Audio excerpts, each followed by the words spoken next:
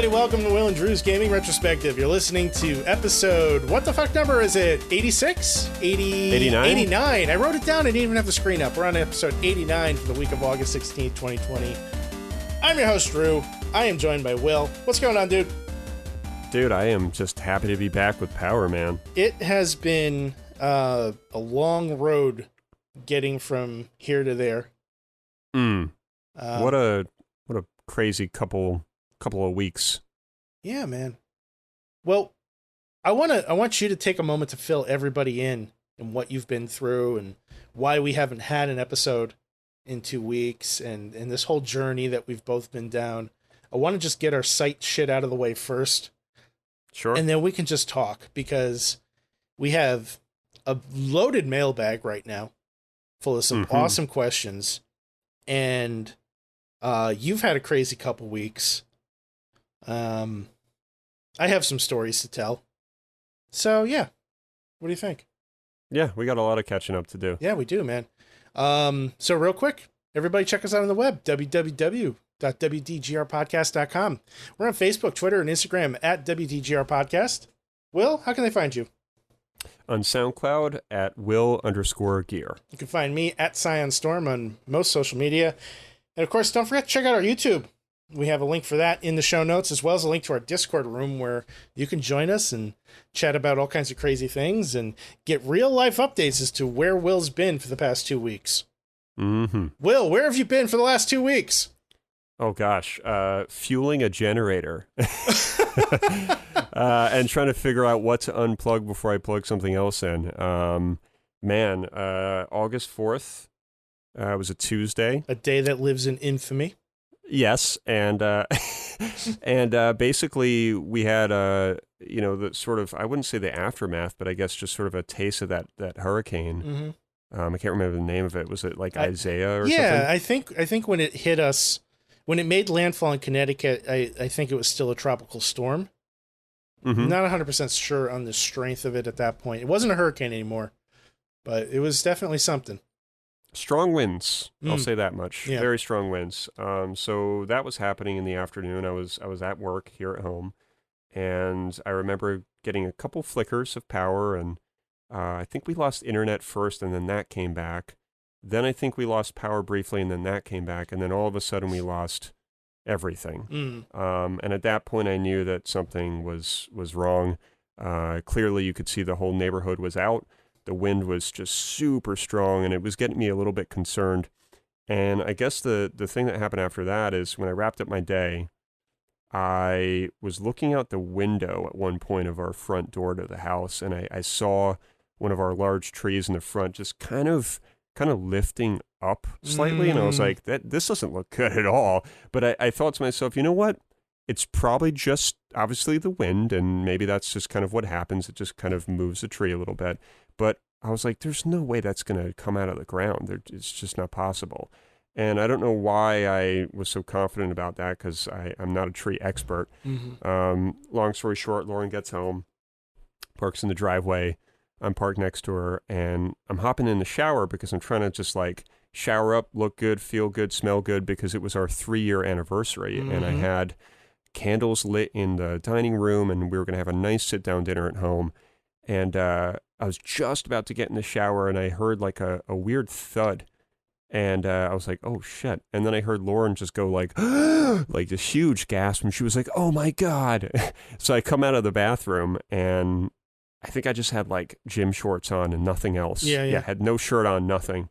And she was like, oh, my God. And I look out the front door, and that tree that I was looking at was now in the house. And I was like, holy shit. And it was one of those things that you don't even really have time to digest it. You just like, okay, I gotta move. I gotta see what's going on. And she's like, honey, we gotta get out there. We're gonna go see if, the cars are okay. And I was like, no, just calm down. Like it's dangerous out there. Like I was trying to get her to not run out. And one thing led to another, and we did go out the front door, and we looked, and sure enough, the tree had hit the top of the garage and then crushed the top of my car. And I don't know why, man, but I think, again, it was just because I didn't have time to process anything. I wasn't fazed by my car being damaged. And I think it's just because I knew that I had full coverage on the insurance. We had coverage on the house. So it just, I think as like a 35-year-old man, I just was like, all right, well, this happened, and thankfully we're all okay, and thankfully we have insurance, Right. and that's kind of the first thing that went through my mind. And I said, I'll worry about that later. I just got to understand the fact that this tree is on the house. And just, before you know it, one of our neighbors, who's a police officer, he came by and he was helping with his father and his girlfriend. They were cutting some of the branches off the car, really just helping out. They didn't even ask. They just started like doing it. That's cool. Like he had like one of those like little hand saws. It was like an electric hand saw. Yeah. And he was just like taking off small branches off the car to just kind of, I don't know, just relieve the car from some of that tree pressure. And I was standing outside with gym shorts on, no shirt, and my hair was kind of like sort of fucked up because I needed to take a shower. And I wasn't even thinking about that either, because I'm not the kind of person to like walk out of the house with no shirt on. I just don't really do that unless I'm in like the backyard maybe, but even then I just don't do it. Sure. And I'm having a conversation with him with no shirt on, and I'm just like, man, this is not like me, but I'm not going to think about that right now. And eventually, I'm on the phone with my brother-in-law, who's the landlord of the house. I'm calling 911. That was an experience because I've never done that before. I'm not going to lie, I was actually kind of excited to do it. I was like, oh, fuck yeah, like something's going down. So did that, fire engine showed up, police officer, ambulance. Oh, they sent an ambulance too. Yeah. Totally unnecessary, but I can understand the protocol. Sure. And we kind of created a big scene naturally. So that all happened. Power line was just completely disconnected from the house, just severed. So we knew that we were going to be without power for probably a while. Right. And that kind of stung because no one likes to be out of power. And the cable lines, the telephone wire for the landline phone, which we don't have, and then the internet cable line were resting underneath the tree. And I didn't even think that at that point we'd eventually get internet back once that was restored. Right. So basically, again, to make a long story short, we had a generator that my brother-in-law dropped off. It was a beast of a generator. At first, we were kind of very conscious about what we would plug into it. We were like, no, we can't have more than 2 phones being charged at the same time.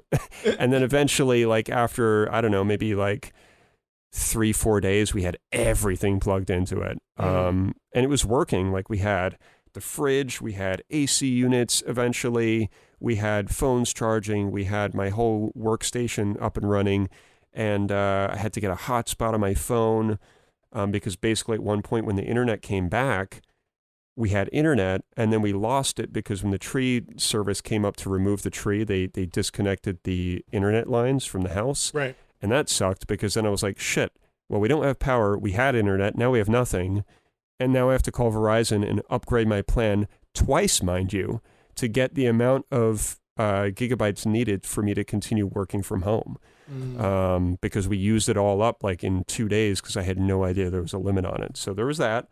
And there was unbearable heat when you guys were here, and the window AC units fixed that. So basically, it all amounted to fueling a generator a couple times a day. It was only costing me like $7 to fill like this 5-gallon tank to then pour half of it or a quarter into the generator about twice a day. And it was just this kind of back and forth of, turning the generator on, knowing what's plugged in, knowing what's not plugged in, having fans circulate air from certain rooms in different directions. It was like this big sort of like project, and I kind of just led the whole thing. And it was emotionally taxing. It was physically taxing, but we made the best of it. We had candles, we had flashlights. We were quite well prepared. Well, first of all, I'm glad that nobody got hurt. Yeah, because Lauren arrived moments before that happened, so that could have been bad. Yeah, easily. And, if the house had, or, the tree just fell slightly to the right a little bit more, it could have killed her. Yeah, or it could have taken out your living room and, hurt your mother or, something. So I'm just really glad you guys are okay. It was kind of weird being on this end of that whole situation because, we had originally planned on doing 2 episodes that week, right? We did our normal episode on Monday, which came out on Wednesday, and then we were planning on recording the mailbag episode, today's episode, that same day, because I wasn't going to be around the following week. So our first plan was, hey, let's just do a double shot on Monday, and I think we were both pretty tired. It didn't work out. So like, all right, let's do Tuesday. And then you said to me, actually, Tuesday's my anniversary, but Lauren won't mind. I'm like, all right, well, it's probably not going to happen, but it's your anniversary. You know, she says it's okay, then fine. And then you came back to me and you're like, nope, Lauren wants to have dinner. I'm like, okay, cool, no problem. We'll record on Wednesday. You told me you lost power. You sent me a photo of this beautiful arrangement that you had set up for your dinner with her. And then, like, within, I want to say, less than an hour, I get a phone call, and you're like, dude, a tree just fell on my car. Yeah. It was actually, I mean, like, it was really weird because I don't really know why I called you, of all people. And I know that sounds like really kind of like, you know, you're nothing to me. No, it doesn't at all. But it was just like, it was a weird reaction where I was like, I just need to like tell somebody like what the fuck happened. And I was like, you know what, let me call Drew, because like, you know, we do the show obviously, and that was going to affect things. So I called you and I was just like, and I remember you're like, yeah, what's up, dude? And I'm staring at this tree and I'm like, he's not going to fucking believe this. And you were like, holy shit, dude. And I don't even remember the conversation, but man, it was just one of those moments where you just kind of make this sort of random dial. And, you know, at least I didn't call my cousin that I haven't spoken to in like 12 years and told him, but... Hey, man, long time no chat. My car just got crushed, you know. Yeah. Hey, listen, real quick. NBD. yeah, no big deal. Anyways, let's catch up sometime. All right, see ya. Yeah, man, it's been a wild ride, and you know, I'm just, like I said before, you know, I know I'm glad that you know, you guys are safe. Everybody in the chat was worried about you. You know, we had a lot of concerned members. And and I forgot to mention too that there was, you know, the other ordeal was dealing with all the companies like electricians, Eversource, Xfinity, Verizon, and like just having to make all these phone calls and then also deal with getting a claim in for my car. So all of that wrapped into one, having to go to the office for a day, which was really weird.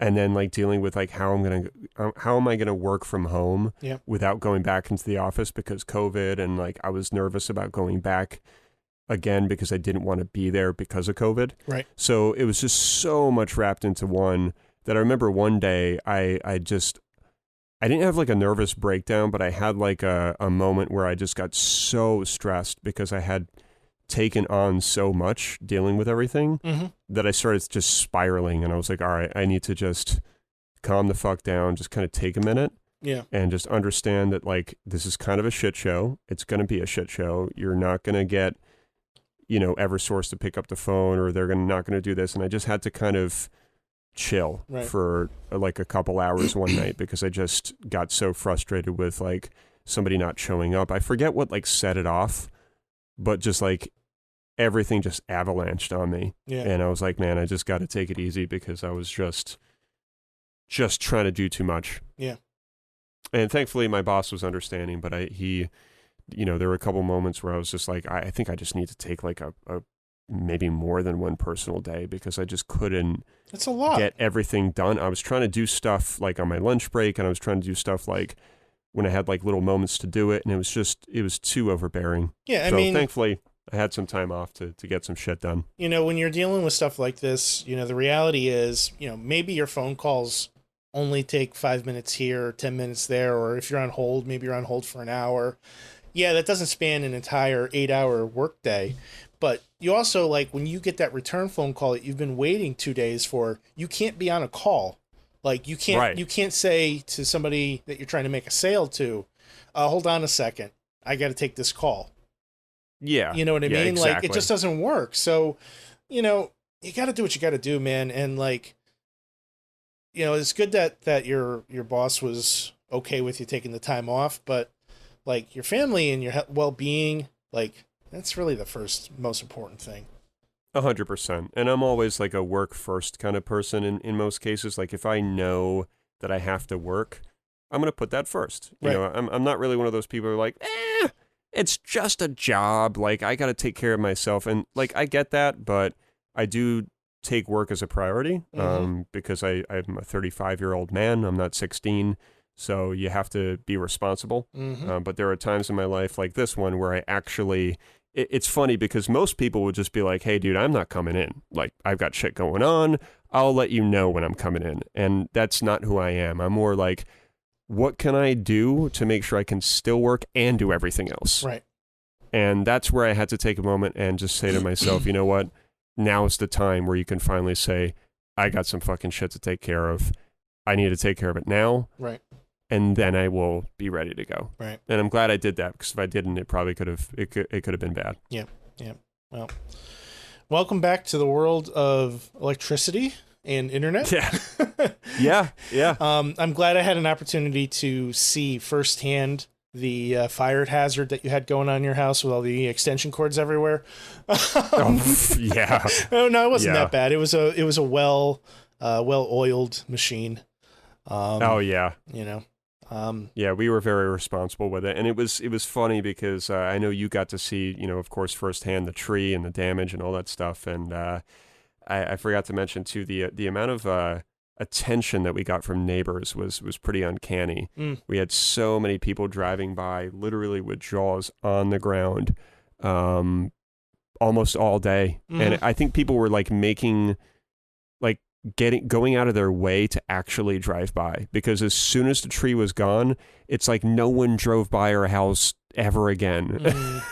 And as soon as that caution tape was gone too, because as soon as you throw fucking caution tape and cones up, people automatically come over and they're like, oh my God, somebody died in that red car. I just know it. Oh, probably, yeah. They were probably thinking that somebody died. And truth of the matter is, of course, no one died.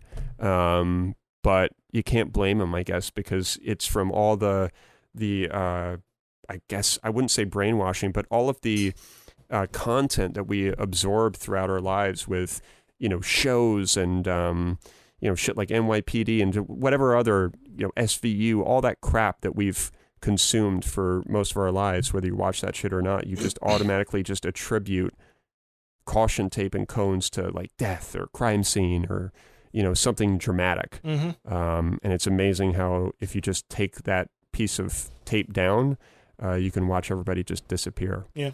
Well, it's, you know, that yellow caution color is very bright and noticeable for a reason.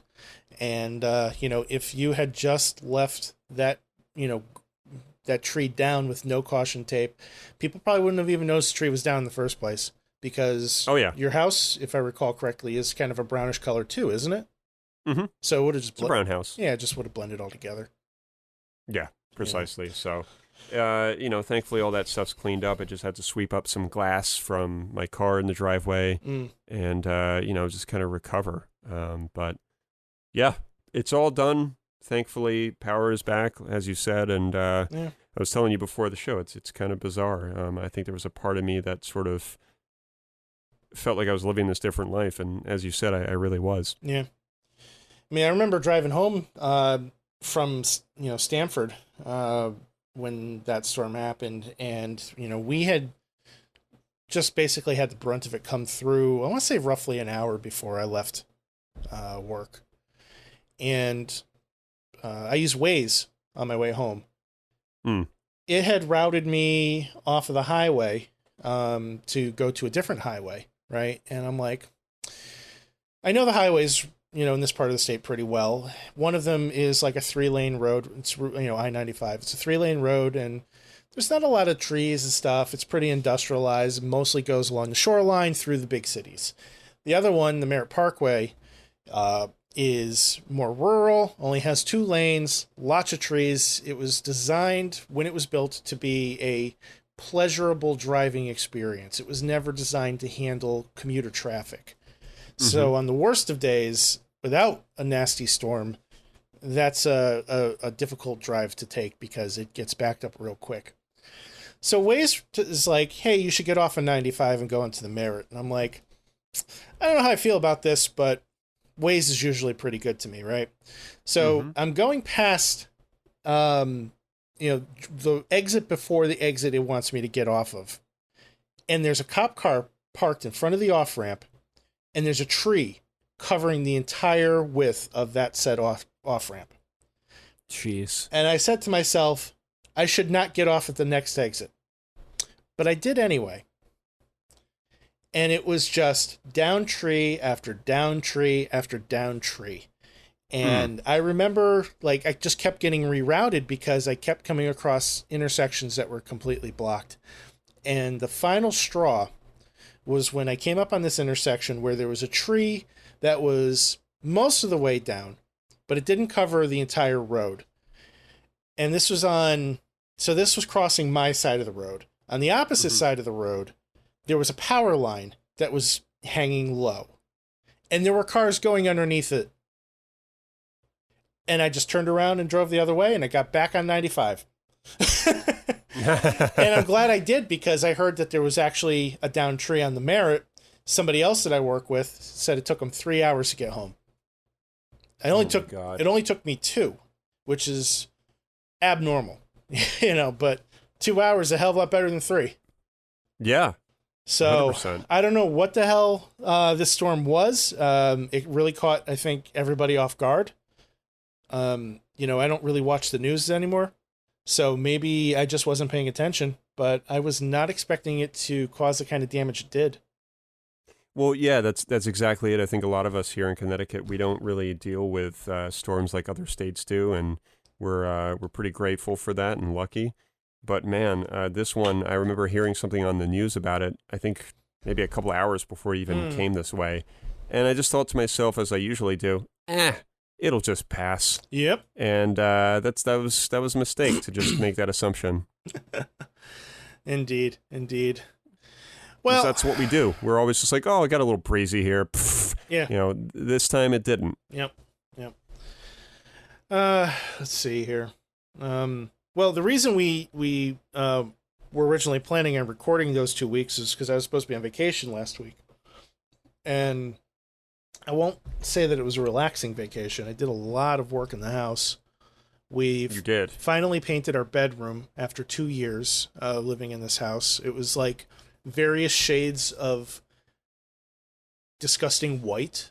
We had a in-wall air conditioner from like the 1940s that we had to have removed, and when they patched it up, they painted it a stark white color, but the rest of the room was like this really nasty looking eggshell white color. And we finally decided to go with like an olive green, and we painted the trim like this like bright white, and it just looks so much better.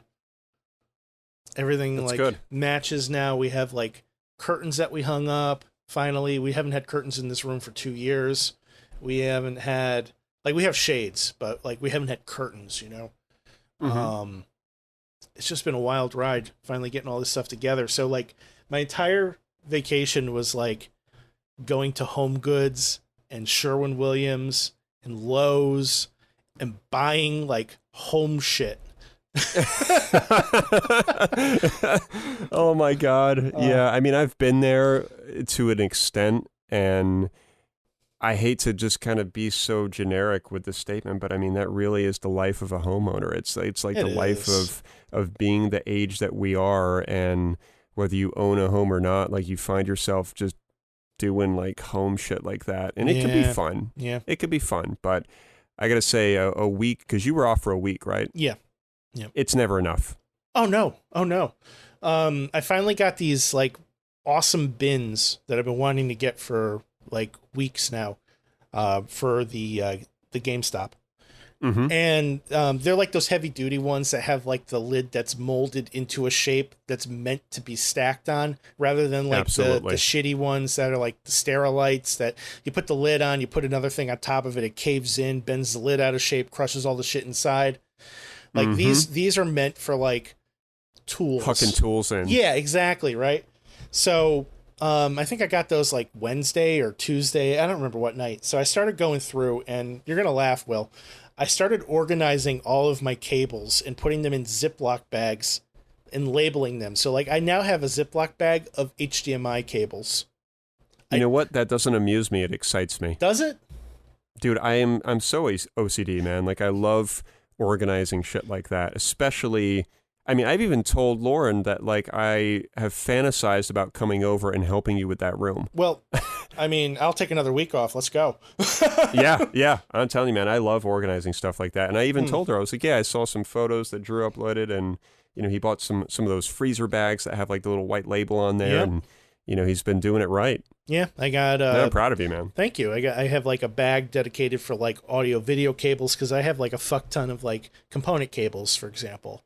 You know, and like, I don't know why I don't just throw out a bunch of them and just keep one, but I can't tell you how many times I've gone to use a cable and the cable don't work, and I've gone to my reserves and I've had like, 14 of them, and I'll be like, oh, cool, I still have a spare. I don't need to buy a new set.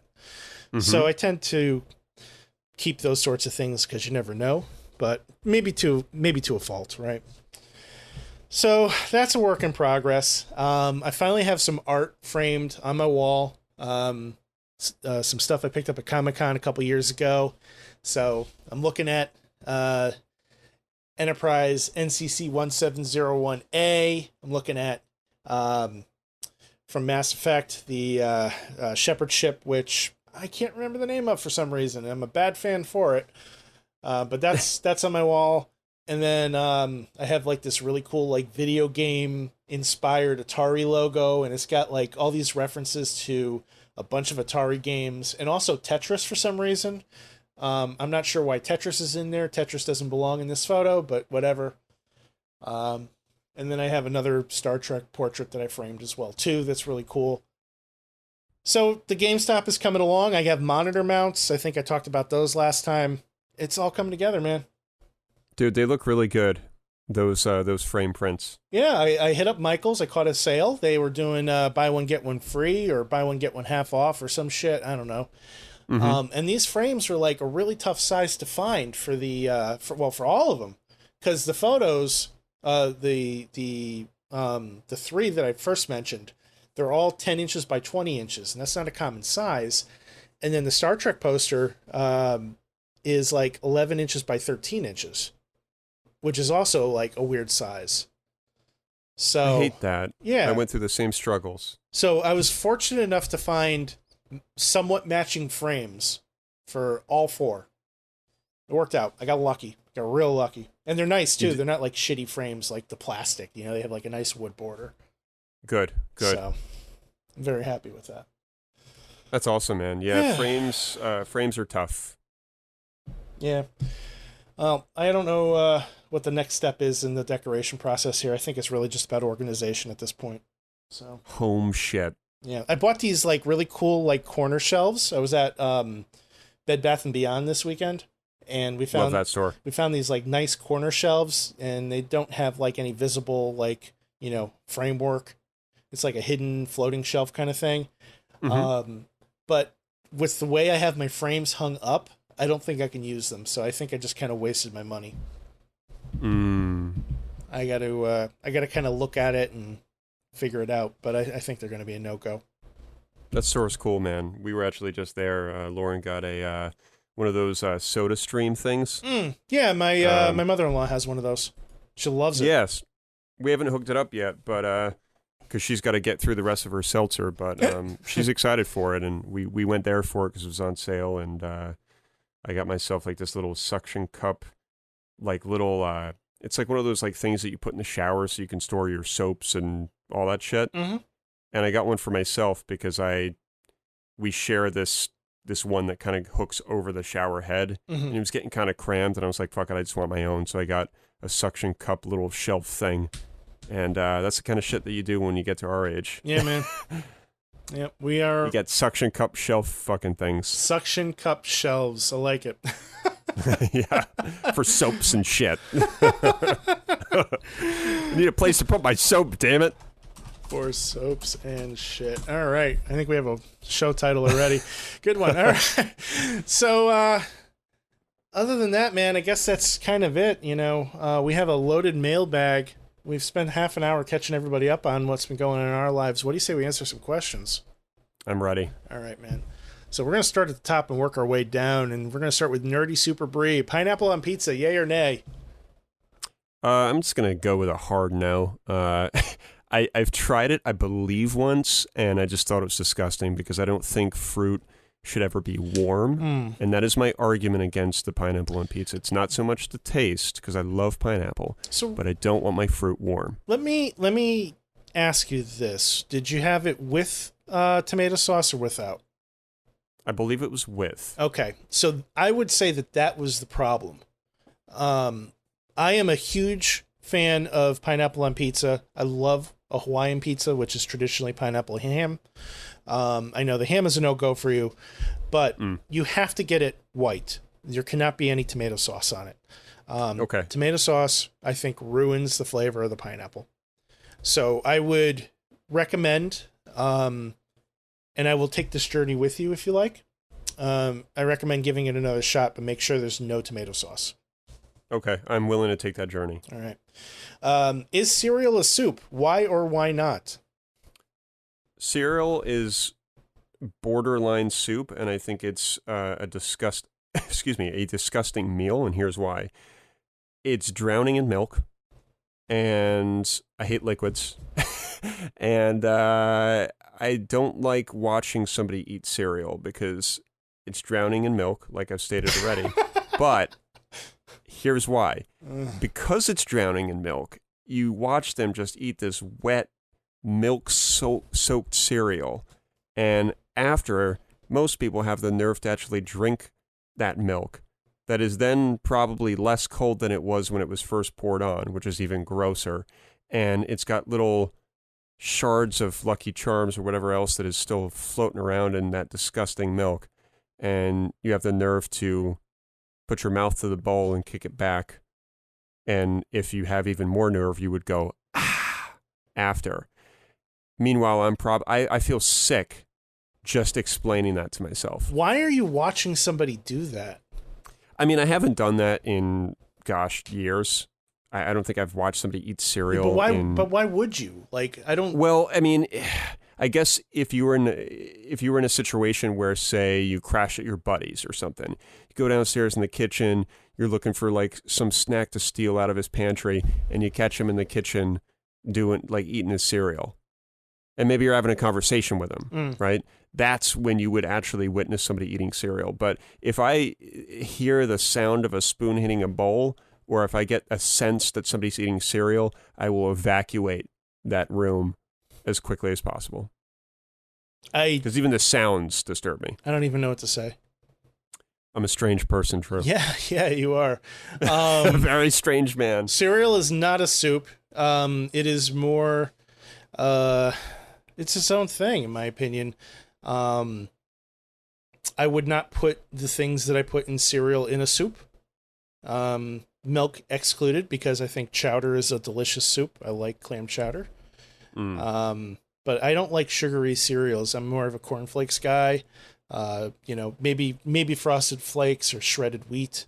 Cheerios feeling are great. A little daring. Yeah, but like I like my cereals pretty basic. Like to me, a perfect bowl of cereal is a nice bowl of cornflakes with a sliced up banana, and just a little bit of like an almond milk is really good, because if I drink too much regular milk, it's not a pretty sight. And I'll leave it at that. Yeah. I think that's all I've got too. I mean, I hate soup, so that makes it even worse. So I'm pretty sure she asked you that for a reason. Oh, easily. Yeah. I mean, that was definitive. So, that's fine. Buckstar asks, says, this is more of a statement than a question. Tacos or sandwiches? Do you agree or disagree? That's an interesting one. I just had tacos yesterday, and delicious.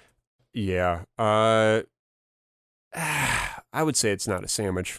It's not a sandwich at all. I think I love a good sandwich, and I think that I have too much respect for a sandwich that I wouldn't want to, reel in the tacos and call it a sandwich as well, as much as I love tacos. Yeah, I think a taco is its own entity. Yeah, it really is. There are combinations of flavors that I would not put on bread, that I would only put in some sort of a tortilla shell. Exactly. So, I'm gonna defer to the tacos are tacos and sandwiches are sandwiches rule. Yeah, well put. Let's go on to at Joe Donuts. He asks, minimalism efforts aside, what are your retro gaming holy grails? Money is no object, you have no limits, and it doesn't have to be one item either. Essentially, what is your end game for old games? I'm going to let you go first on this because this is your territory, but I do have a good answer. Yeah, man. I mean, I think for me, there's a couple obvious ones. I would like to have a complete TurboGrafx 16 collection. Complete in box if possible. You and I were talking about price charting before we started recording, and I was looking up some of the prices on some of the games I do have, and they are absurd. But then I looked at Magical Chase, and I think they wanted $5,000 for a copy of that in complete in box, and that's kind of ranked as like the most expensive TurboGrafx game. At that price, they can all fuck themselves. I'm not paying that. But I think if money were no object, I certainly would venture down that road. Same thing with the Dreamcast. I would like a complete Dreamcast collection. And then outside of those two, I would say maybe kind of just picking and choosing some of the more beloved Super Nintendo games that I never had access to when I was a child. Chrono Trigger is pretty much at the top of that list. Perhaps Super Mario Brothers, or sorry, not Super Mario Brothers, Super Mario RPG. I'd like to add Final Fantasy 2 and 3 on that list. Trying to think what else. The Squaresoft games seem to have really held their value on that system. Yeah, they really have, and I think this is a great question because it really does make you think, what would I want to own if I really didn't have any limits with money or time or whatever. I think for me, it would be the GameCube. I did not spend enough time with that system. I think it was just like a weird interim period where I think if folks have read my sort of backstory on our website, Will's Chronicles, check it out. Mm-hmm. And if you read that, you would have noticed that there was a time in my life where I had a GameCube and then I moved and everything went in storage. So I missed out, I think, on some of the best years of the GameCube. And I think it's kind of a fascinating little system. And also the Nintendo 64, I spent a good amount of time with, but I think if I had the time and a lot of money, I would probably get both those systems and a shit ton of games for both of them and just kind of catch up and understand what made those systems special. GameCube is a system that both of them actually, now that I think about it, I kind of missed out on a lot of the best games for those systems. Even though I had a GameCube, during its life cycle, I really didn't take advantage of it, But the N64 I completely missed out on. Yeah. I would argue that there are probably Nintendo's two systems that were probably the most unique out of everything they've put out because of just the controller for both systems and just the fact that they were just, I don't know, they were just kind of weird and interesting. Yeah. Moving on to the next question. Puxor asks, in celebration of the new food channel, which we have in our Discord room, show us pictures of your favorite foods and recipes. What is your favorite video game food? Will you commit to cooking and eating it before the next episode? Oof. Just go ahead. Just make soup, Will. Oh, Jesus Christ. I have to unplug this mic. I mean, I really struggled with this one. I guess the meat from Bonk's Revenge and Bonk's Adventure. He had like this. So the Bonk franchise, he plays like this caveman baby. And I don't know how else to explain it. Caveman baby. He walks around and he hits objects with his head, and sometimes they produce a power-up, and the power-up happens to be like a piece of meat on a bone. And he eats that, and he can gain the ability to like freeze people, or he can become invincible and breathe fire if it's a large meat. So because Puxor is a vegetarian, I'm going to say I want the meat. Yeah, this was tough for me too, and it's really just because most of my gaming collection and most of what I played over the years, I don't really recall much food. Yeah. Just being in some of those games, but I will say, big avid fan of Skyrim. Everybody knows that by now, so I'd probably go with the sweet roll. I'm sure that a lot of people will kind of smirk at that comment because The sweet roll, I believe, is quite a significant food item in the Elder Scrolls series. So, and it looks fucking delicious. You know, I think everybody, there's a time and place to eat something like a Cinnabon, and it's either an airport or it's, maybe something out of like an Entenmann's box. So, I used to work next to a Cinnabon. Was that like a problem? You know, you would think so, but after a while, the smell of the sugar kind of like turns your stomach.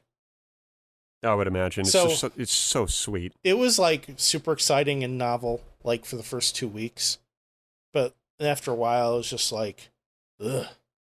Well, I think Louis C.K. said it best. He's like, when you go there, you get this sticky bun that they serve to you in like this little box with like a knife and fork. And if you got to eat like a Cinnabon or like a cinnamon roll with a knife and fork, it's probably not going to be the greatest thing for you. You know what's even worse, man? Have you ever let like one of those things like get cold? No. They turn into rocks. Ooh, like, I could see that. You could break windows with them. I could totally see that. Probably from all the preservatives and sugar and whatever the fuck else is in there. Yeah. Next question. Epic Outro asks, what generally beloved game franchises can you just not get into? I have 3 written down. Borderlands, Halo, and Gears of War. Okay.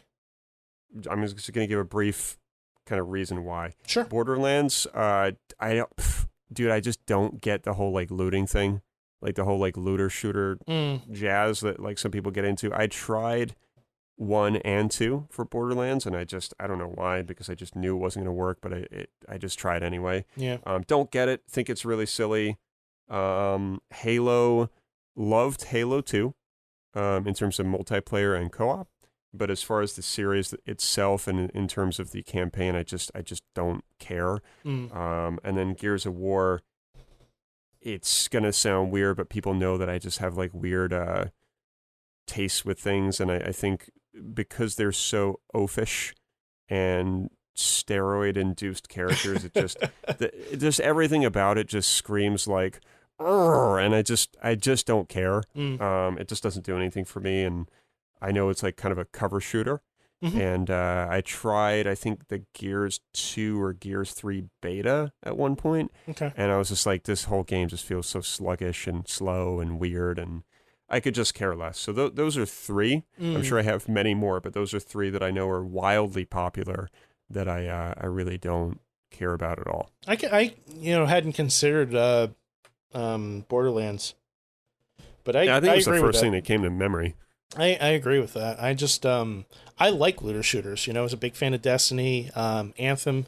You know, I really dug Anthem, but for me, it's about the atmosphere, and the atmosphere of that game, and actually another game on my list here are very similar. It just didn't do it for me, and like you would think that I'd be into, you know, that kind of like post-apocalyptic world for a game, because, you know, I like science fiction and I like, you know, shows and movies that kind of take that approach, but in a video game form, I've just been striking out with it. You know, yeah. I think the comedy is turned up to 11 way too much. I prefer subtle comedy over, you know, being hit in the head with a hammer repeatedly. And I just never really got into those games. Maybe it was the open world aspect. I don't know, but it just didn't do it for me. My picks, I only picked 2, but Fallout.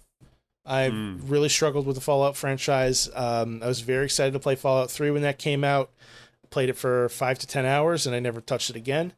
And then, for some reason, I thought Fallout 4 would be different, and I bought that when it came out, and I did the same exact thing. I just don't give a shit. I don't care about Fallout. Don't want to play it. Yeah, I don't care either. And my other franchise is Grand Theft Auto. Same reasons. Oh, yeah. I'm totally with you on that one, too. I don't get it, man. Yeah. I really don't. I know people will say, oh, but you can do so much. You could do anything. And it's like... Well, that's kind of the problem, I think. That is the problem. It's too much to do, and I don't see a purpose, really, I guess. And I always felt like that game specifically never did any of those things particularly well. You know, I always felt like the driving was kind of clunky and the shooting was kind of clunky, and just the game overall is just very clunky. Like maybe if I was like still, 12 years old and I wanted to like run over prostitutes, then sure. But Well, that's just it. It actually kind of alarms me that GTA 5, I think was the latest one, did as well as it did. Oh my God. And I mean, it was just a sensation. I saw a commercial 2 days ago for a new expansion that's out. Oh yeah, I mean, apparently the game is tremendously large, and there's just endless things to do. And I just, I don't get it. I think I actually had it for like PS3 maybe or PS4. I had it for some console at one point because Tom talked me into it, and I think he wanted me to do heists with him or something. And I loaded it up, and immediately I'm like, why? And I was like, why did I do this? And, just made that mistake of getting like a $64 game and not liking it, trading it in and getting like 20 for it. It was that kind of thing. And I was like, all right, this has just gotta stop. Yeah. Yeah. Just, I acknowledge what it's brought to gaming, but it's just not for me. Yeah. Let's see here. Moving along. The Last Son of Bob. He is one of the co-hosts of Salt City Games. Go check out their show. It's a lot of fun. He asks, what an unannounced game do you want? Sekiro sequel for me. I want a Mass Effect 4. Mm-hmm. I don't want this Andromeda shit. Like, fair. Bring me back my Shepard. I know he's dead, but god damn it, bring me Shepard. Figure it out. They brought him back from the dead once. You can do it again. Yeah, so ideally you would want, kind of the OG BioWare team. Yeah, created the magic of the first, like, 2 games. And I want the 3 games, sir. Okay. Okay. And I stand corrected. Yeah. This is coming from the guy who couldn't name the fucking ship that's hanging on his wall. Jesus. I want the whole crew back together. I want Joker, I want Garrus, I want Liara, I want Tali, I want all of them. Just the whole thing. Those games were really special. And, I think what I really enjoyed about them was that you followed this crew, from game to game to game, and you developed these bonds with them. And like, I remember, seeing, Rex, come back into the picture for the first time since, the first game. And that was just like awesome. And, it's like following the show that has these characters that come and go. And then you see one of your favorites show up, Oh yeah. I think that I'd love to get into that series. I've been so good. Yeah, I know it's bad. I hate bringing it up because most people shun me. I'm not going to shun you. I'm just going to highly recommend it. Yeah. I've had Joe and Bree and mostly Raph and Joe kind of pressuring me to play those games for I don't know how many years, and they still do it. Yeah. A common theme for Raph is play Mass Effect. just that is the statement that I usually get at least a couple times a year. Yeah. And I get it. He was nice enough to treat me to I think buying almost all of those games for me because he wanted me to play them so badly. And that was really endearing of him. And but you're a terrible person and you never did. Correct. And I think Joe said it best. He said something, he's like, dude, you got to enjoy this space opera like the rest of us. Yeah. And when he said that, I was just like, you know what, now I'm kind of intrigued. That's a good way to put it, too. I talk about this so much because I'm such a simpleton with the games, but it's because I played so little of the first one. But what I did play, I did enjoy, and I liked the presentation, I liked the sound effects, and I liked the fact that they had this like cool film grain mode for the first game. And it was just those little touches that just kind of swept me away, and I was like, all right. And I played, I think I played at least like 3-4 hours of the first game. Yeah. And I was enjoying it. I wasn't a huge fan of some of the dialogue trees and stuff, but I think I just needed to give it some more time. Yeah. I mean, there's a lot of people that consider the first game to be the best of the franchise. I think it was a good start, but I feel like the franchise came into its own with the second game because they revamped the combat system completely, and I think for the better. And they took away some of the unnecessary stuff, driving around in your Mako and going up cliffs that you really can't climb and flipping upside down. It was just kind of it was a frustrating experience, but like for somebody like me who wanted to like get literally every single possible thing, I'm driving this, 8-wheeled tank around these planets, trying to search every single corner possible. And, it was a lot of time consumed in hunting down stuff that I really didn't need to. But that said, I think the story was mostly outstanding. There's an asterisk there for the ending, but it was a great game overall with a excellent universe, wonderful world building, an absolutely stunning soundtrack for all 3 games. And I sent you some of the music because the stuff that you've been writing lately reminded me of the music from that game. Yeah, I really enjoyed what you sent. I don't think you would regret playing it. I don't think so. It's a commitment, it is. for sure. It is. And it's more daunting knowing that there's 3 of them. Yeah. But, yes. But yeah, I mean, these are games that most folks were playing over the course of years. So right. I'll get to them. I don't think they're playable on current gen, right? Well, the Xbox One is backwards compatible with the 360 versions.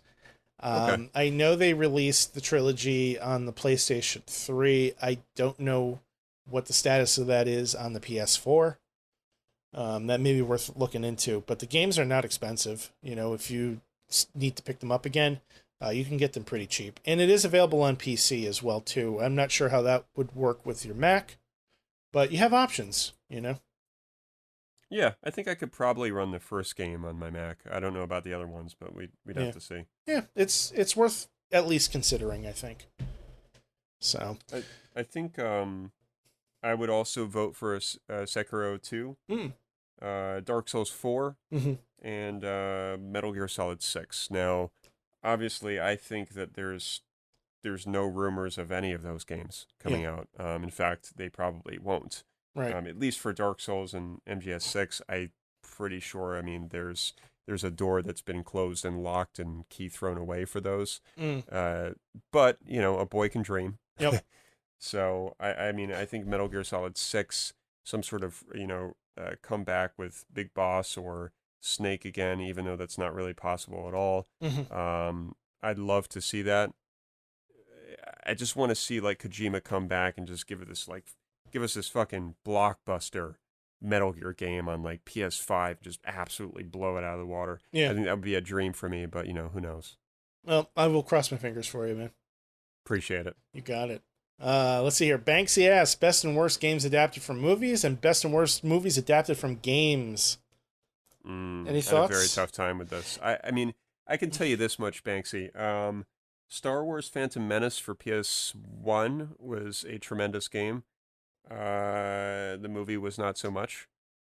Doom games are great. The movie was not. I loved that movie. Well, you're a Doom fan. You're a Shut up. And you like wrestling, and The Rock was in it. Yeah, and so is Carl Urban, and he's dreamy.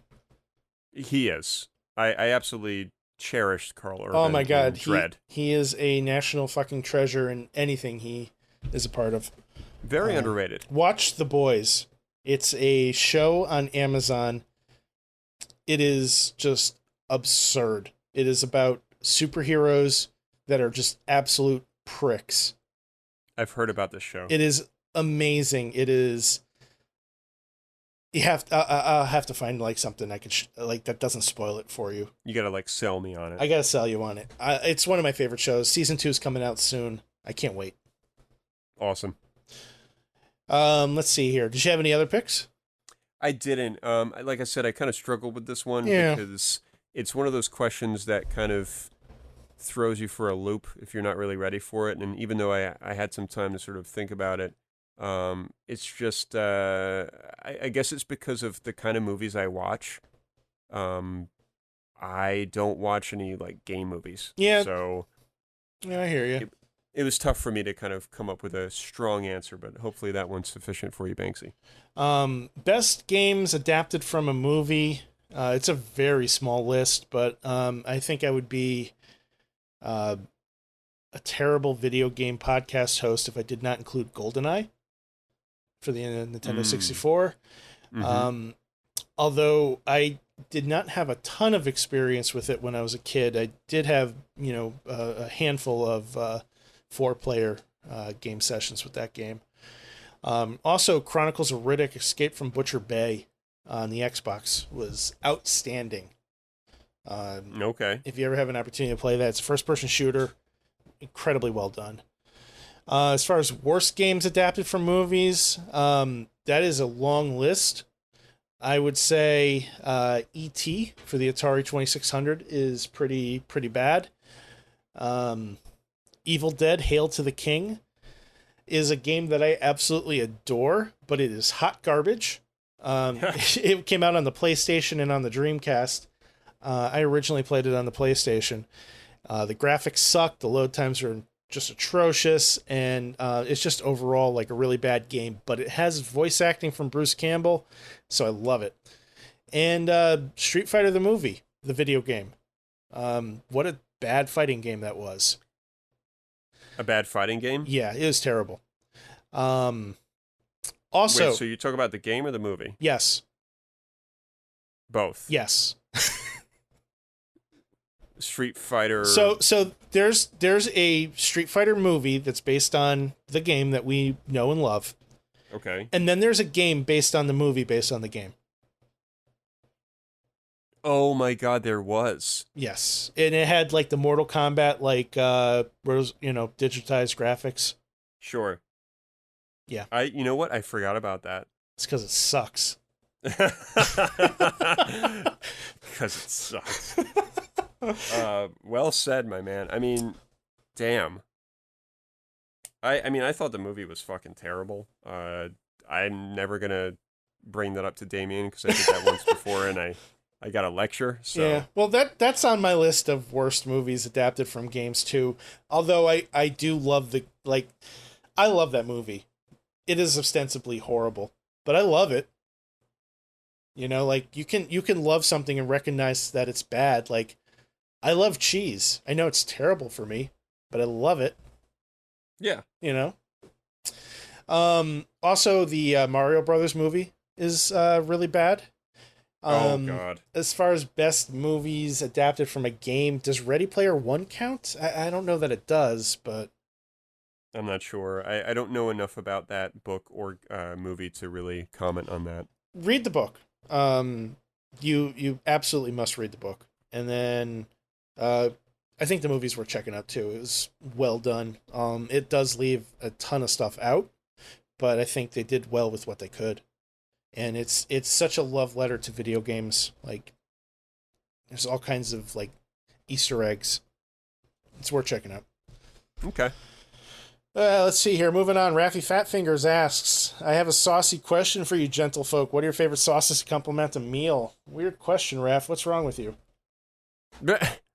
I mean, here's the thing. If we're talking like ketchup kind of sauces and barbecue sauce, that sort of thing, I like a good organic ketchup with a variety of different things. I like unique sauces, and I say that because I don't have a go-to sauce, really. I have like a particular taco sauce I use. I have particular different sauces that I try and use for different things. Like I might put it on like a sandwich and try it out. So go-to would be a good quality organic ketchup. As far as non-go-to, it would be a variety of different interesting sauces that I just kind of come across. Yeah. I mean, I originally was thinking like tomato sauce, marsala, I am also a fan of ketchup. Ketchup is great. I think it goes for just about anything. A good like Southwest ranch is pretty good on like a chicken sandwich. Give it a little bit of spice. Looking at like tiki masala. Sure. That sauce is out of this world. Tandoori is really good. Soy sauce. I enjoy soy sauce on sushi. Mm-hmm. Yeah. Fair. Yeah. I mean, a good Indian curry sauce base is it can be magical. Yes. Let's see here. Moving along. Puxor asks, which character class and alignment would you give your co-host? Doesn't have to stick to the D&D system. i.e., you can say Jedi if that makes more sense. This one was tough too. And it's just because I just don't have that sort of mindset for these kind of things. I think, I mean, I could tell you right now, I'd love to be able to teleport. I'd love to be able to go back in time. And I think you're jumping questions. That's kind of it. I mean, you're jumping ahead to the supervillain question. Oh, whoops. Yeah, I was. Sorry. That's okay. So this one actually did have an answer for him. Sorry. Mass Effect, I would say that would be the game. And then in terms of character class and alignment, whatever's the coolest. I mean, they're all cool. Yeah, I just think that's very fitting for you. Like, if I had to give you a character class and alignment, it would absolutely be from that game. It wouldn't make sense for me to be like, all right, we're going to make Drew like a mage from, Demon Souls. Yeah. See, like, I think that the D&D system is quite fitting for you because you like games like Dark Souls, Demon Souls, and, shit like that. So, between that and your recent musical ventures, I'm going to make you a bard. Okay. I was not expecting that at all. It made me think of some of the bards in Skyrim that are playing like weird mandolins and shit. Well, I mean, you have a guitar, so I guess you can kind of learn and cross over. Sure. Let's move on to Raffi's supervillain. If you were a supervillain, what would your name be and what would your superpower be? And since every supervillain needs a nemesis, who would your nemesis be? Why don't you go first to give me more time to think about how badly I'm going to answer this? So I'm gonna cheat because this is a conversation I've had previously with my friends John and Dave, and we were talking about what our superpowers would be, and I said that I would like to be able to suplex tanks, druplex them, if you will. Oh my god. So there's my superpower and my name. I would druplex a tank. Oh man. And it would just be me walking up to like a M1 Abrams tank and just German suplexing it like right over my head, arched back and everything, and then it would explode. Oh, you giant child. Yeah, hey, I mean I mean, geez, like you were just tapping into like old childhood memories of laying on your small bed. I was like 20-something when I had this conversation originally, sir. Okay, all right. Well, that's at least mildly respectable. At least you're not saying it was a year ago. It was in a Chili's. Yeah. Jesus Christ. Can you imagine if you told Nikki that, like, just like a year ago? You're like, hey, honey, like, you ever want to just like suplex a tank? Because I've always wanted to do that. Yeah. I feel like that would just warrant like a blank stare from her, and she'd be like, you know what, I'm going to bed. I'm going to bed, you fucking child. Yeah, that's pretty appropriate, yeah. I mean, I don't know, man. I don't see myself as a supervillain ever. It's just I don't think like that. But if I had to, I have absolutely no idea what my name would be. As far as a superpower, probably just like, I don't know, like mind control or just controlling people in some way, shape, or form, so that way it would benefit me. I mean, I'm just trying to think of like, what most people would do if they wanted to have like an evil moment. What would you want to do? And it would probably be something like manipulating people's minds for sure. Like if you could get your boss to say something, or if you could get somebody to say something that normally they wouldn't say unless it was up to you. I think it would be something like that. But as far as the name, I guess, oh my God, I'm just going to go with it. Mind Control Will. Yeah, might as well just pop the balloon now, because if you don't do it, I'm going to pop it. I'm going to pop it further. Oh, man. As far as a nemesis goes, any ideas there? No, man. Sorry, Raph. I know, I got to play Mass Effect. Don't say it. Does our president count? What about, Senate Majority Leader Mitch McConnell? Oh, God, I'm not even going to get started on that. I'm not even going to get started. I don't know, I'm just really salty right now about a lot of things. Let's see here. Joe Donut says, I'd like to... Oh, yeah, he's just throwing some salt and wounds, speaking of salt here. I'd like to just say that I played through Sayonara Wild Hearts again and would like to remind Will that it is 90 minutes long and might still be a Will's cool game despite Drew hating on it. Also, immediately after hearing me finish the game, Bree grabbed my Switch out of my hands and played through the entire game herself. As far as I'm aware, Will, you no longer have a means of playing this, so I don't know. I do, actually. I do. So I don't have a Switch. I believe it was for the Switch at one point only, and maybe something else, but it is available on PS4. Oh, it is? Yes. Okay. I think it's worth checking out. I don't know why I never finished it. It is very short. I have no excuse. I'm in a game-beating mindset right now, so maybe I'll circle back to it and finally finish it off. I have reservations about it because I just felt that the game didn't do one thing long enough to make it count. Like, it just kept switching gameplay modes in a way. But it's cool. I agree that it's a Will's cool game. I think the soundtrack it has moments of brilliance, but I just don't think they ever let it really evolve into what it could be. So Joe is making it sound like I hate this game. And that's not true. I just don't like it as much as a lot of people do. That's fair. Very respectable opinion. I think I'm just a stubborn sack of shit. Most people know that about me. Asura's Wrath, for example, I could really care less about. And then when it was shown to me by Joe, I was sold. Yeah. So that's kind of how I am. I get really stubborn about certain things, but then if I get a taste, then sometimes it can completely win me over. So I think with Sayonara, the trailers and the gameplay were not enough. Yeah. Sometimes I actually have to just play it I have to watch somebody else play it.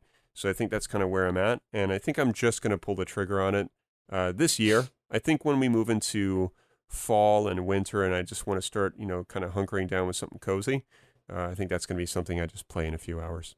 Yeah. Or not even a few hours, 90 minutes. Yeah, so. I mean, I think I spent an hour with it and I was through more than half the game. Yeah. And that's nice. The game is meant for multiple replays, which I think is part of the problem because I'm not the type of person anymore to do multiple replays of games. Yeah. So, and that's a me issue, Sure. Let's see here.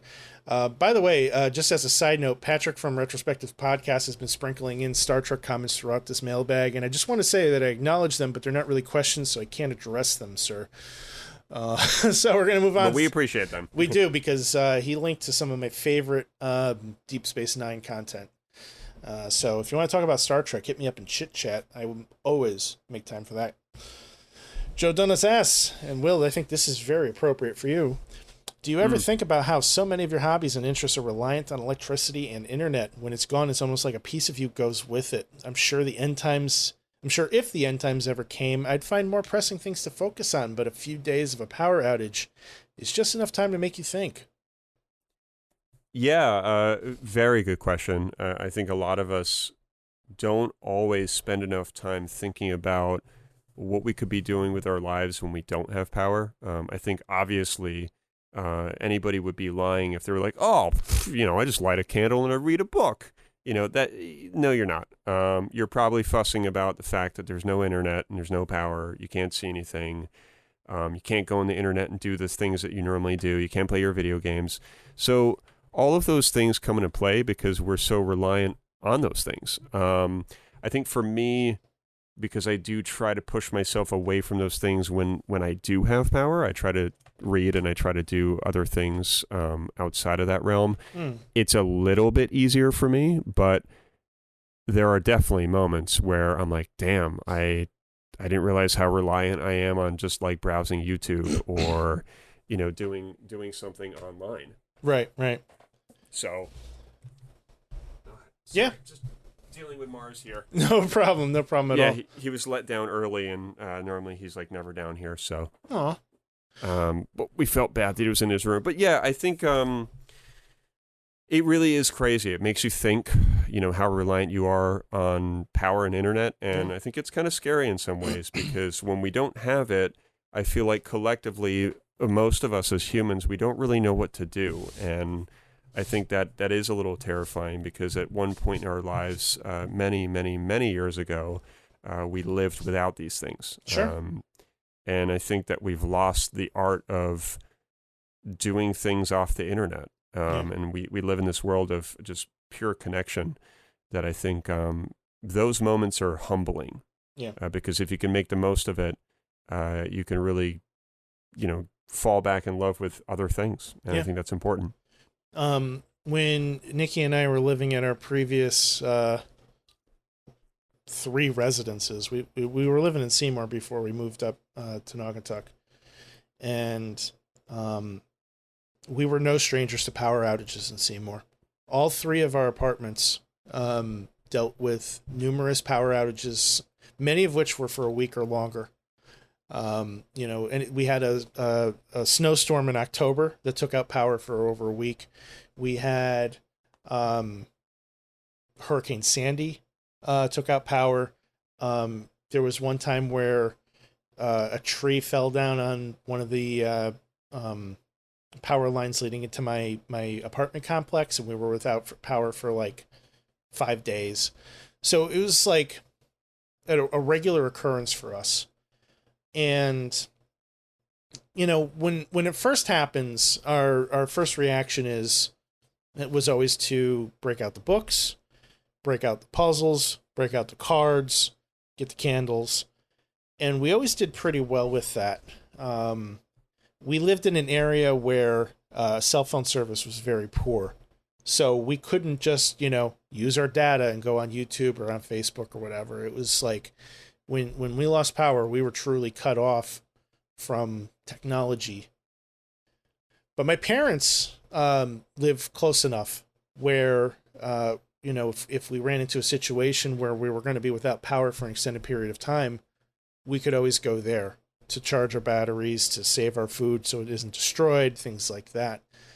So, I don't think we ever were forced to deal with it for more than a couple of days before we packed our bags and, regrouped, so to speak. Yeah. You know what I mean? I can tell you that when we had no power, it has given me an opportunity to kind of like rediscover my guitar.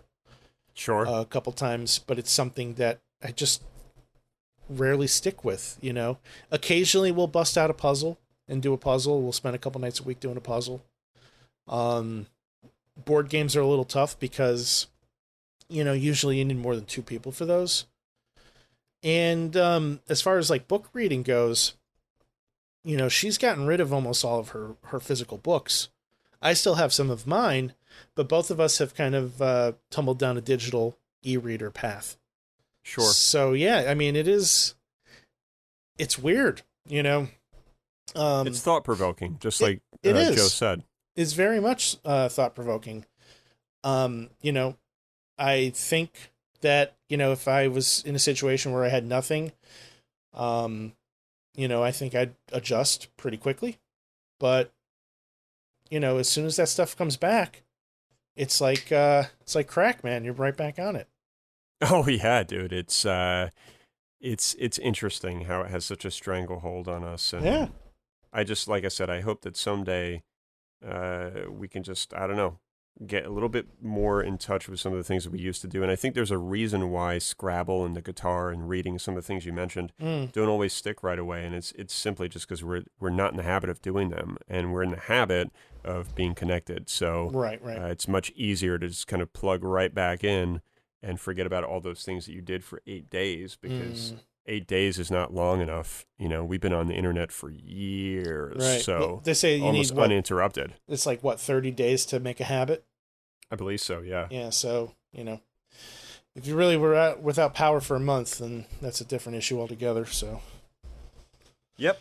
Absolutely. Let's see here. Joe Donuts asks also, is there a game you love that almost everyone you talk to hates?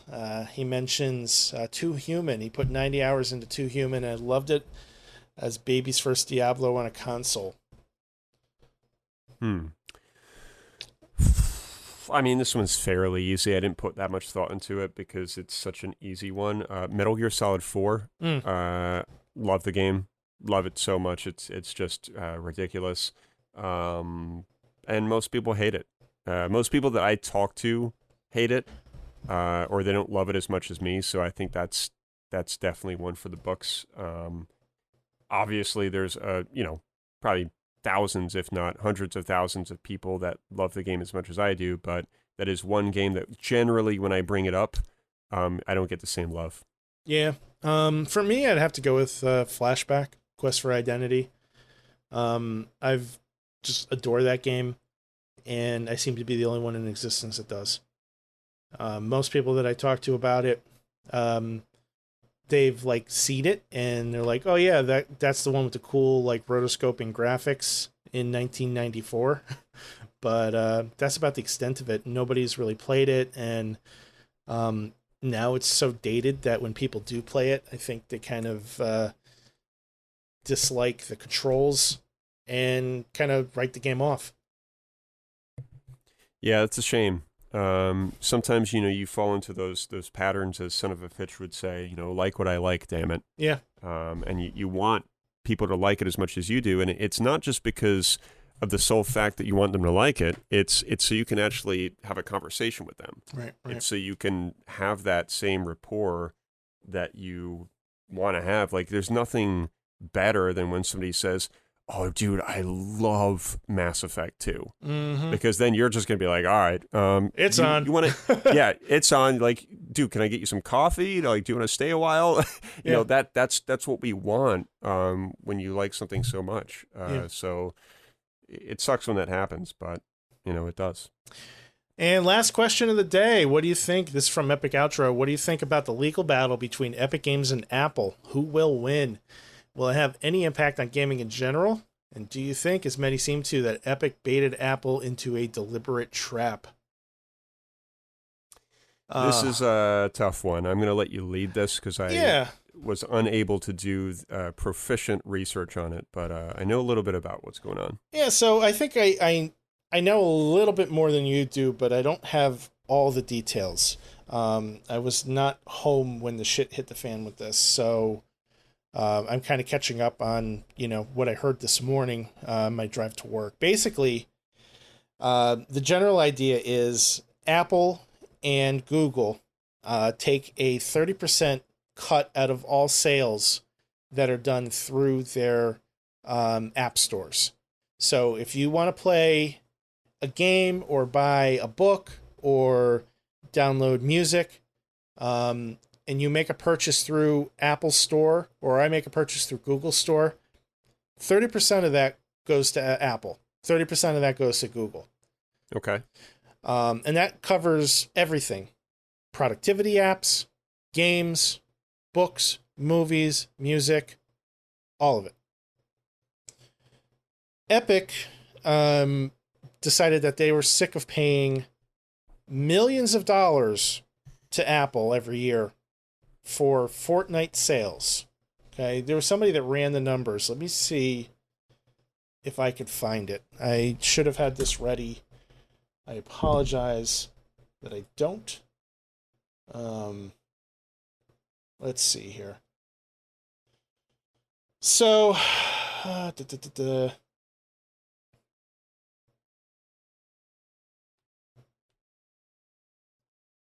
don't have like a hard number here, but basically, like, I think this, from what I recall, like Fortnite was worth like, they made like billions of dollars in sales. Okay. So if you take like 30% of $1 billion, that's a lot of fucking money. Apple is making like hand over fist off of this, and that's not including what Google is taking as well too. I want to make it clear that this is not just Epic versus Apple. This is Epic versus Google as well. So on Friday, Epic released a patch to their Fortnite app that basically said, hey, we want you to start buying your skins and your power-ups and your DLC through our store, and we'll give you a 20% discount to do it. This is bypassing Google and bypassing Apple's App Store. Uh-huh.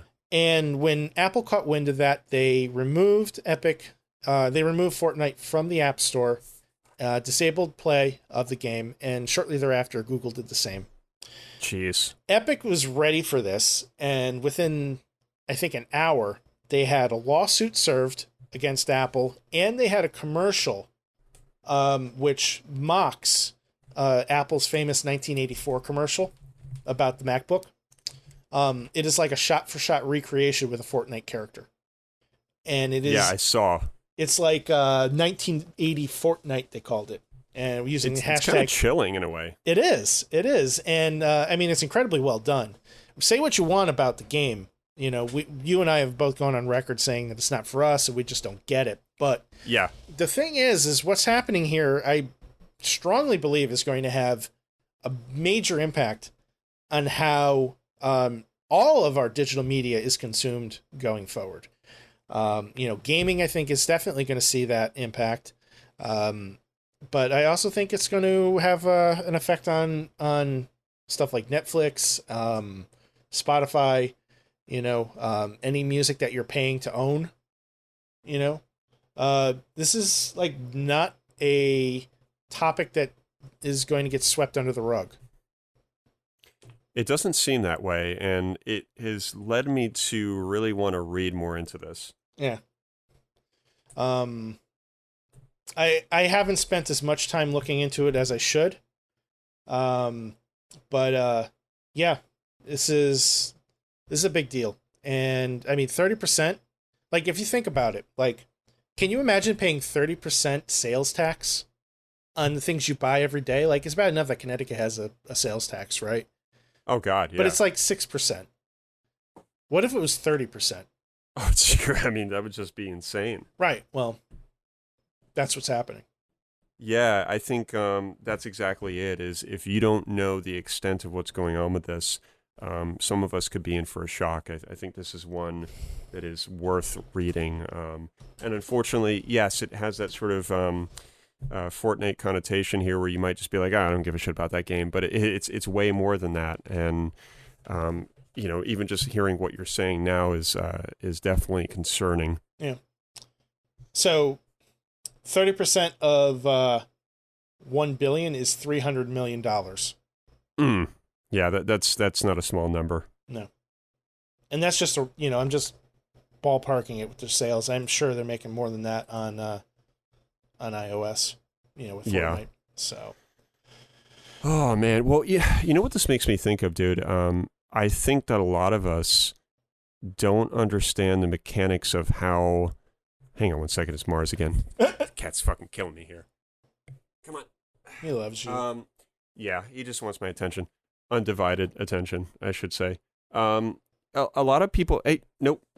A lot of people don't really understand the mechanics of how apps and websites work in terms of hits and how they get paid. Yeah. I think a lot of us, I would say the majority of us, use apps, buy apps, click on things, click here, click there, and we have no idea that somebody's making money off of what we're doing. Yeah. If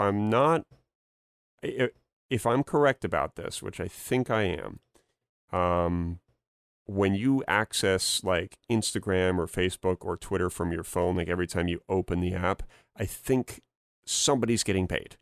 I could be totally wrong on this, but I'm pretty sure that when you are using those apps, when you're downloading it, when you're using it, there's some sort of mechanism that starts happening that generates the company money somehow.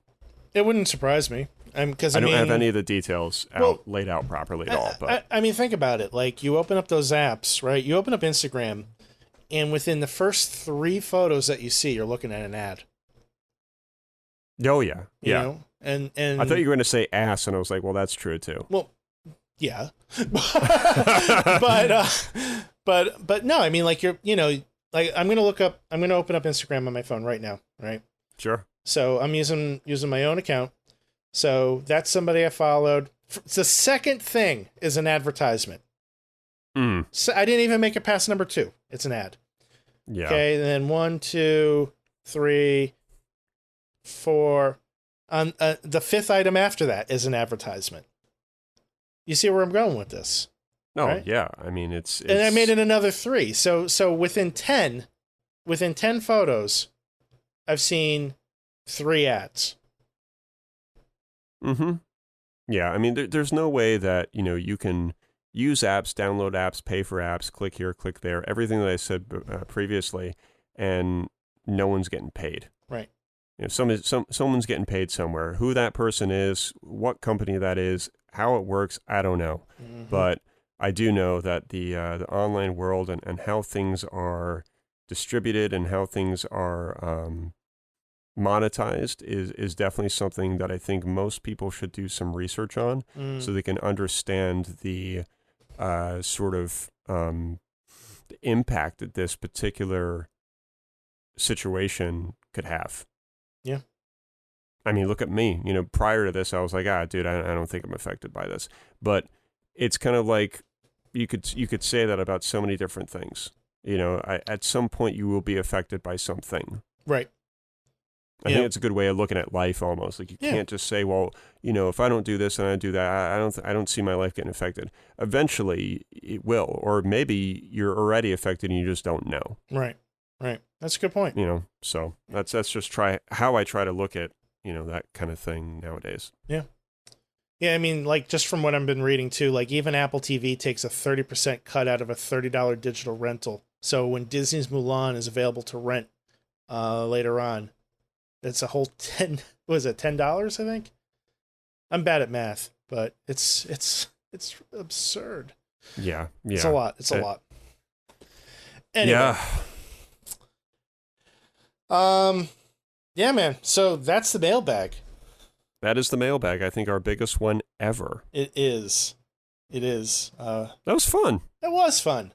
It took us a little while to get to it, but we appreciate everybody hanging in. We appreciate the patience. There were extenuating circumstances. Yes, there were. And hey, if anything, it just created more questions. It did. We got a lot of questions this week while people were anxiously waiting for your return. So hopefully we have delivered. Yeah, dude, it was funny. I got to say, I appreciate you letting people know. I remember when I came back, I felt like I had come out of hospital and there were flowers and stuff. And it was really kind of warm. I got to say, from a serious note, it was actually kind of, it was nice. It was nice to see, the people care. Yeah, man. Well, we have an awesome community. We have some wonderful members of our Discord, and I guess they like you. I don't know why, but I guess. Yeah, I know. I was like, you know what it is, dude, and I think I'm just gonna say it. Like, just a lot of people just don't really give a shit about so much stuff in your life, and sometimes it's nice when people do. I think I'll just put it simply. Mm-hmm. It's true. Well, I don't have anything else to add to that. I don't. Yeah, you know what, man? This has been a blast. Thank you, everybody, for giving us all the comments and questions. It was a lot of fun to answer. And hey, man, I'm excited to talk about some games next week. Yeah, I have 2 games that I've beaten in the past week. I have a 3rd game that I'm hoping to have beaten by the time we record, and they're all short games. But I'm really excited to talk about them because they're all incredibly different from each other. I'm excited to hear about them. Yeah, it's going to be a good episode, and I want to hear about where you're at in Ghost of Tsushima, and maybe pick up a copy of Sayonara Wild Hearts so Joel shut up. I don't know. Yeah, and complete the Mass Effect trilogy in 6 days. I think you could do it. You got to think positive, Will. You got to have faith. I'll have tomato eyes after. I just made that up. Tomato eyes. I was thinking in my head, I was like, what can I say that sounds more clever than bloodshot eyes? And I was like, my God. Looking at this red couch online, and then also think about the tomatoes you left us. And I was just like, I'm going to go with tomato eyes. It's funny you mentioned tomatoes. I literally picked 1,000 tomatoes before we recorded today. Bucket o' tomatoes. Oh my God, it's absurd. I didn't even get them all. It started raining. Anyway. Tomato. Let's wrap this thing up. Thanks again for listening. Check us out, WDGRPodcast.com. All the links for everything we do is over there. Why don't you swing on by and click on the one for our Discord room. Come on by and say hello. Let us know what you're thinking about what games you're playing, what your favorite tomato dish is. I don't fucking know. But just come on by and say hi. We'd love to hear from you. Yeah, absolutely. So, everybody, thank you for listening. We'll see you next week. See ya.